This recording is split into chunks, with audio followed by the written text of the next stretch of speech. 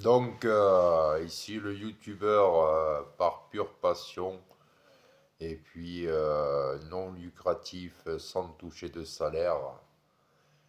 Donc, youtubeur depuis un peu plus de, on va dire à peu près 6 mois à peu près. Donc voilà, le temps que je mette en place mon projet pendant 2 mois et puis ça fait déjà un peu plus de 4 mois que j'ai fait un peu plus de 600 vidéos sur le navigateur YouTube.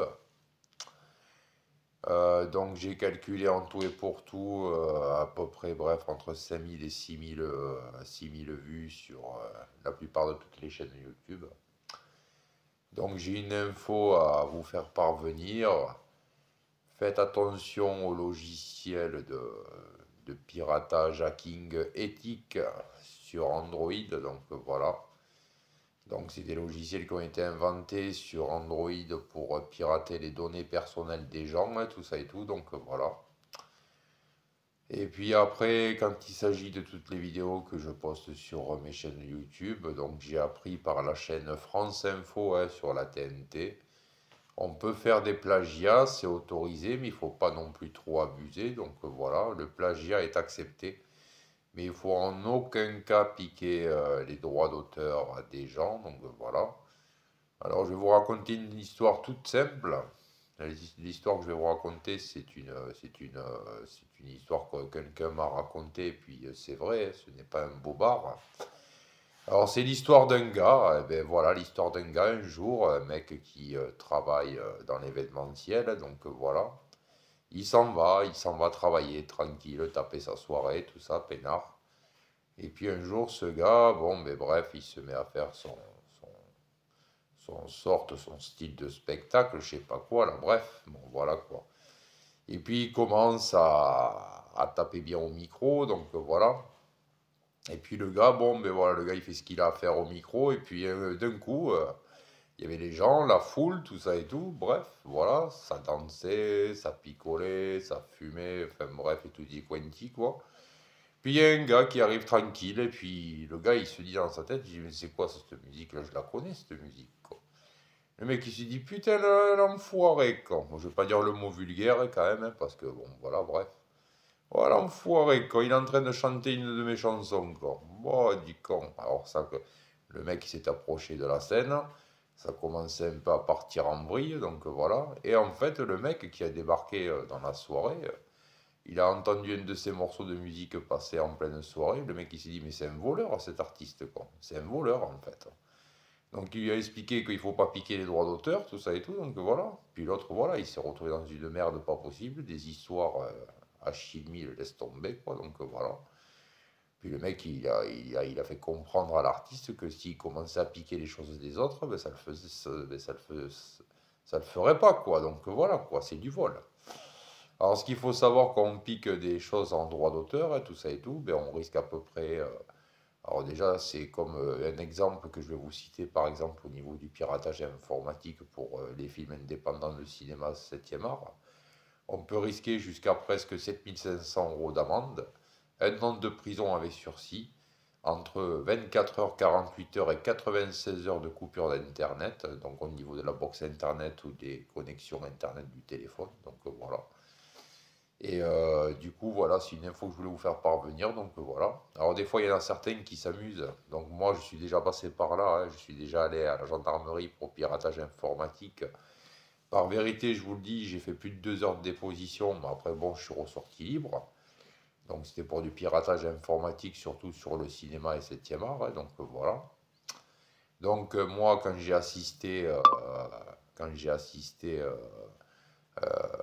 on m'a convoqué à gendarmerie pour ce fait-là, donc, les gendarmes, déjà, ils vous posent des questions, ils vous demandent qu'est-ce que vous faites avec quel logiciel. Donc, ils vous posent la question avec quel logiciel vous faites.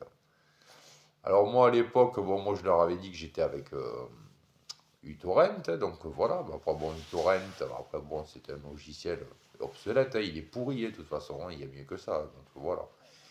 Bon, enfin bref, moi j'ai été attrapé avec uTorrent, donc voilà. Et pour vous dire la vérité, donc moi ma technique c'était, je vous le dis maintenant en 2023, hein, ça ne me gêne pas, donc voilà.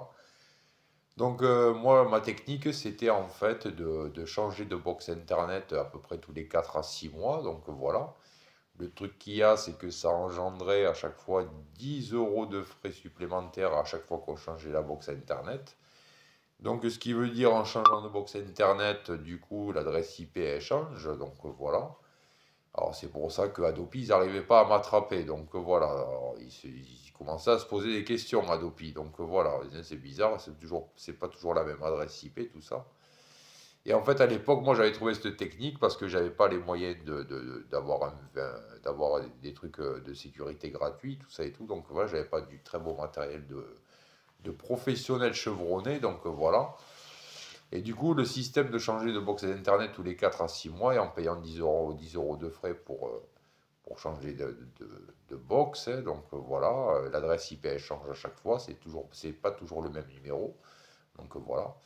Mais après, bon, ça reste quand même traçable parce qu'il y a la géolocalisation dans les box Internet. Et donc voilà, ils savent très bien où est le faisceau électrique informatique du gainage quand c'est relié au boîtier central d'un village, hein. Donc voilà.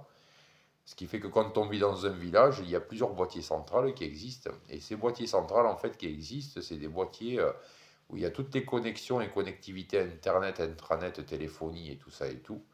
Donc voilà, tous ces boîtiers centrales, en fait, ont été inventés pour l'alimentation en téléphonie Internet dans chaque ville, chaque région, chaque recoin de la planète, tout ça et tout. Donc voilà. Et ça fait partie des télécommunications Internet. Donc voilà.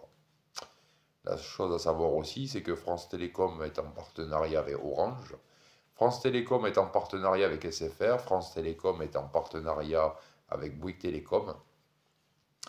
Et l'entreprise Free Internet, alors l'entreprise Free Internet, c'est une société privée, c'est à part, ça n'a rien à voir avec France Télécom, donc voilà.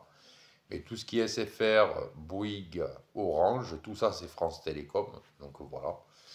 Et puis après, vous avez aussi notre système d'Internet du futur. Ça va arriver en France. C'est déjà arrivé en France, mais c'est pas encore bien assez évolué. Mais on peut acheter le kit sur Internet. Donc il y en a à peu près pour 400, 500, 600, 700, 800, 900 euros. Et ça, c'est l'Internet américain, le Starlink. Alors le Starlink, c'est une parabole qu'on met sur le toit de la maison ou alors en extérieur par terre aussi, on peut le mettre. Et l'Internet Starlink, c'est de l'Internet du futur. Donc voilà, c'est l'Internet par satellite. Voilà. Alors c'est pas de la fibre, hein, c'est de l'Internet par satellite. Voilà. Ce qui veut dire que le Starlink, en fait, est connecté dans, au niveau des satellites qui sont dans le ciel, enfin dans l'espace. Donc voilà, le Starlink, c'est l'Internet par satellite. Voilà. Alors vous pouvez acheter tout le kit complet sur Internet, vous en avez entre 400 et 900 euros. Donc voilà, c'est à vous de vous le monter tout seul à la maison. Voilà. Et c'est avec une parabole, des câblages. Vous pouvez le connecter au téléphone portable, le Starlink, et puis dans la maison en connectivité partout. Donc voilà, on appelle ça le Starlink. Et puis du coup, voilà, donc c'est une petite histoire à vous raconter. Donc voilà, puis après, bon, je reviens sur l'histoire du gars, là, hein, que le mec, il a eu des embrouilles par rapport à ce qu'il avait piqué en droit d'auteur au type, là. Donc voilà, bon, enfin bref, que des problèmes, quoi. Donc voilà, bref. Donc voilà les youtubeurs, voilà les youtubeuses, quelques petites infos, donc voilà. Et puis après, bon, si au cas où un jour vous partez à la gendarmerie, si vous êtes convoqué à la gendarmerie pour une déposition que vous devez faire pour piratage informatique parce que vous avez téléchargé beaucoup de films sur Internet, le truc qu'il y a, c'est que c'est Adopi qui vous attrapera. Ils ont tous les droits de vous foutre en prison, soit un an ferme ou un an avec sursis. Donc vous passerez devant le tribunal, mais après, bon, vous aurez du sursis. Si vous continuez de plus en plus belle, bah après il y a 7500 euros d'amende, donc voilà. Ils peuvent vous donner un avertissement, deux avertissements, mais au bout du troisième avertissement, après ça ne loupe pas. Vous avez les menottes au poignet, ils viennent vous chercher. Vous faites une garde à vue, une déposition, et puis après vous payez une amende. Vous avez un an de prison avec sursis. Si, admettons, vous ne réglez pas ça, ben vous partez en tôle. Voilà, vous partez en tôle pour du piratage de films indépendants ou des films français. Donc c'est du piquage de droits d'auteur. Donc voilà. Et si admettons que vous payez l'amende, ben voilà, vous payez l'amende, vous aurez un an de sursis, puis vous serez tranquille, vous rentrez à la maison le soir, peinard, et puis voilà, c'est tout. Alors j'ai connu un gars aussi qui s'amusait à envoyer des mails à Adopi, hein. Donc je connais un mec, il envoyait un mail à Adopi pour dire qu'il s'en foutait complètement, qu'il piratait les films. Mais après, bon, quand il s'amusait à faire ça, ce qu'il se rendait pas compte, le gars, c'est que les mails, déjà, Adopi, il les conserve. Mais c'est qu'après que le gars, quoi, il est repéré, quoi. Ils savent très bien où il habite, ils savent très bien ce qu'il fait avec toutes ses connectivités en Internet depuis chez lui. Et sans qu'il le veuille et qu'il ne le veut pas, il est surveillé. Donc voilà, c'est tout. Voilà, c'est le truc qu'il y a, c'est ça le truc qu'il y a. Donc voilà. Chaque logiciel que vous téléchargez sur Internet, de toute façon, le gouvernement le savent et en plus c'est stocké dans le cloud. Et stocké dans le cloud, vous savez pourquoi? Parce que je vais vous dire une chose, maintenant vous allez l'apprendre. Tout ce qui est système parallèle informatique, alors ce qu'on appelle un système parallèle informatique, c'est tout ce qui est les colonnes d'unité centrale informatique. Voilà, en fait, les systèmes parallèles d'informatique, c'est là où il y a tous les plus gros entrepôts de la planète et c'est là où il y a toutes les données dans des armoires informatiques, que des câbles RJ45 de connectés à plein de petits connectiques et tout ça, c'est toutes les informations de la planète entière. Donc voilà, j'ai pas à vous dire ça pour me cacher, mais c'est sur Internet. Et le gouvernement ne s'en cache pas parce que ça a été déjà divulgué sur Internet et beaucoup de gens le savent. Donc voilà.